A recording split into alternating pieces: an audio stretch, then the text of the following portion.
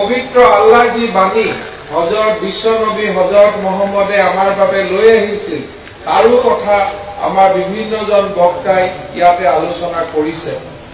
মই দুআষাৰ কথা ক'ব খুজিছো এইটোৱে যে পৃথিৱীত যিমান ধৰ্ম আছে, হিন্দু ধৰ্ম আছে, খ্ৰীষ্টান ধৰ্ম আছে বা আন যিমান ধৰ্ম আছে, এই ধৰ্মবিলাকৰ গোটেই ধৰ্মবিলাকৰ ভিতৰত আটাইতকৈ শিক্ষা আৰু জ্ঞানৰ ওপৰত আটাইতকৈ গুৰুত্ব দিয়া ধৰ্মগ্ৰন্থখন হ'ল পবিত্ৰ কোৰাণ শ্বৰীফ। পবিত্ৰ কোৰাণ শ্বৰীফত প্ৰথম শব্দটোৰ পৰাই শেষলৈকে এই পবিত্ৰ কোৰাণ শ্বৰীফে জ্ঞান আৰু শিক্ষাৰ ওপৰত আটাইতকৈ বেছি গুৰুত্ব দি আহিছে। আৰু এই পবিত্ৰ ইছলাম ধৰ্মৰ এজন এজন পবিত্ৰ সেৱক হিচাপে, এজন এজন সদস্য হিচাপে এই যিটো জ্ঞানৰ যি পৰম্পৰা বা শিক্ষাৰ যি পৰম্পৰা, ইয়াক ধৰি ৰখাটো আমাৰ আটাইৰে আমাৰ দায়িত্ব, বিশেষকৈ ইছলাম ধৰ্মী লোকসকলৰ দায়িত্ব।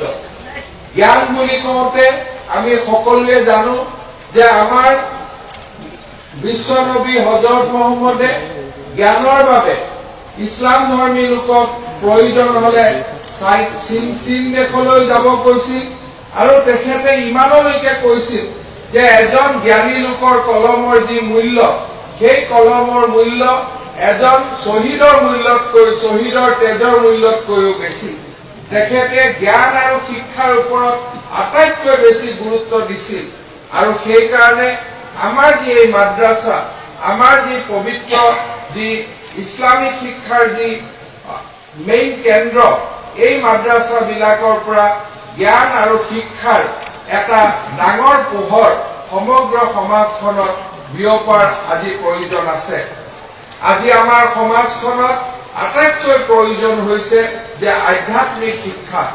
আমাৰ সমাজখনত আমাৰ মানুহ আগবাঢ়িছে, মানুহৰ গাড়ী হৈছে, মানুহ প্লেনত অহা যোৱা কৰিব পৰা হৈছে, মানুহৰ টকা পইচা হৈছে, কিন্তু আধ্যাত্মিক শিক্ষা নোহোৱা কাৰণে মানুহে যিটো নিজৰ আটাইতকৈ ডাঙৰ চৰিত্ৰ মানুহ বুলি ক'লে যি বুজা যায়, সেই মানুহৰ চৰিত্ৰটো লাহে লাহে মানুহে হেৰুৱাই পেলাইছে।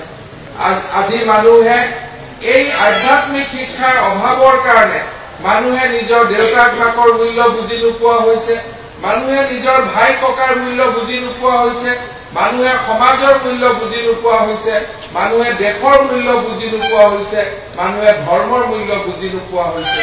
সেইকাৰণে আজি আমি যি ধৰ্মতে পালন নকৰোঁ কিয়, প্ৰতিটো ধৰ্মই আমাক যি আধ্যাত্মিক শিক্ষা দিছে, সেই আধ্যাত্মিক শিক্ষাৰ আজি আমি গুৰুত্ব অনুভৱ কৰাৰ সময় আহি পৰিছে। আৰু আধ্যাত্মিক শিক্ষা আৰু সাধাৰণ শিক্ষা বা জেনেৰেল এডুকেশ্যনৰ এটা চিন্থেচিছ বা এটা মিক্সাৰ বা এটা দুইটা বস্তু মিলাই পেলাই যিটো শিক্ষা হয়, সেই শিক্ষাটোৱে আজি আটাইতকৈ প্ৰয়োজন আছে। আমি যদি ফিজিক্স শিকিছো, আমি যদি কেমেষ্ট্ৰি শিকিছো, আমি যদি মেথামেটিক্স শিকিছো, আমি যদি ইংৰাজী শিকিছো, কিন্তু আমি যদি স্পিৰিচুৱেল চায়েন্স যদি আমি শিকা নাই, তেতিয়াহ'লে আমি পূৰ্ণ মানুহ বা আমি টোটেল মানুহ কেতিয়াও আমি হ'ব নোৱাৰো। সেইবাবে আজি আমাৰ সমাজখনৰ লক্ষ্য হ'ব লাগে যে আমাৰ সমাজৰ উঠি অহা প্ৰজন্মক আজি আমি কেনেকৈ আধ্যাত্মিক শিক্ষাৰে শিক্ষিত কৰিব পাৰো। আজি উত্তৰ পূব ভাৰতৰ দদুৱাটো তামিল আৰু উত্তৰ পূব ভাৰত এমাৰকে চৰিয়ৰ এই অনুষ্ঠানৰ ফালৰ পৰা আমাৰ স্বায়ী মাদ্ৰাছা বা বিভিন্ন ধৰণৰ অনুষ্ঠানৰ জৰিয়তে একেবাৰে সৰুৰ পৰাই আমাৰ ল'ৰা ছোৱালীসকলক আধ্যাত্মিক শিক্ষা দিয়াৰ এটা বিৰাট ডাঙৰ প্ৰচেষ্টা এটা আমাৰ হুজুৰৰ নেতৃত্বত আজি আমাৰ গোটেই নৰ্থ ইষ্ট ইণ্ডিয়াত আৰম্ভ হৈছে। প্ৰায় ৪,০০০তকৈ বেছি আজি সৰু ল'ৰা ছোৱালীৰ বাবে আজি মাদ্ৰাছা হৈছে। আৰু আমাৰ সমগ্ৰ মাদ্ৰাছা শিক্ষাৰ কেন্দ্ৰবিন্দু হিচাপে এই দেৱাইল টাইটেল মাদ্ৰাছাই আজি সমগ্ৰ দেশৰ ভিতৰতে এটা ডাঙৰ সুনাম কঢ়িয়াই আনিবলৈ সক্ষম হৈছে। আমি সকলোৱে জানো যে আমাৰ এই যিখন মাদ্ৰাছা আছে, সেই মাদ্ৰাছাৰ যি কেৰিকুলাম বা সেই মাদ্ৰাছাৰ যিটো শিক্ষা পদ্ধতি, সেয়া বেলেগ মাদ্ৰাছাতকৈ বহুত বেলেগ।